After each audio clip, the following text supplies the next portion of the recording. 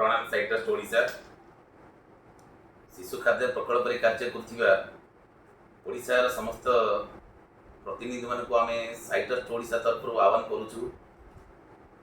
किछि दिन तले एक त्रैमासिक पत्रिका साई प्रतिभा करा जायतिला।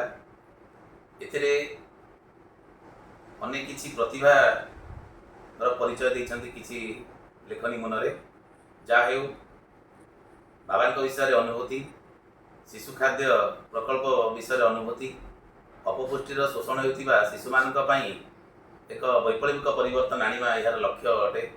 गर्भवती माँ सेवा करने यार लक्ष्य अटे। जहाँ पाथेय करी साइटस्ट ओडिशा एक त्रैमासिक पत्रिका साई प्रतिभा सृष्टि करथिला। आपण मानकर सहयोग सहानुभूति जोगु यह गठित गठन कर त्रैमास पत्रिकार द्वितीय भाग द्वितीय संस्करण आरंभ होगा जाऊँगी।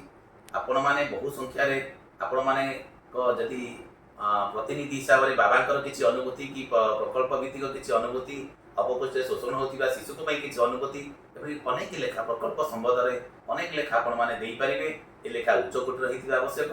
आपणकर ये लेखार आपणकर अनेक प्रतिभार परिचय दे पारे। यही प्रतिभा परिचय को आम निश्चित रूपे सारा ओडिशा बांटू।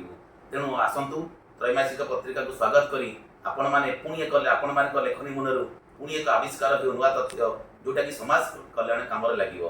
आपण मान लेखनी मुनरू जदि यही तथ्य बाहर आपण मानकर नॉलेज बढ़िया संगे संगे शिक्षार मान बढ़ी। आपण मान शिक्षा मान गुण सबकि बढ़ले ये देश जाति आगेब यही लक्ष्य। आसतु साई प्रतिभा विषय आमको आपण मानक अवगत कराऊँगी। आपण मान लेखा आसंता काली दिंतु लिखु। निश्चित रूपे 7 दिन भितर आप देवे आम निश्चित रूपे कार्यकारी करूँ।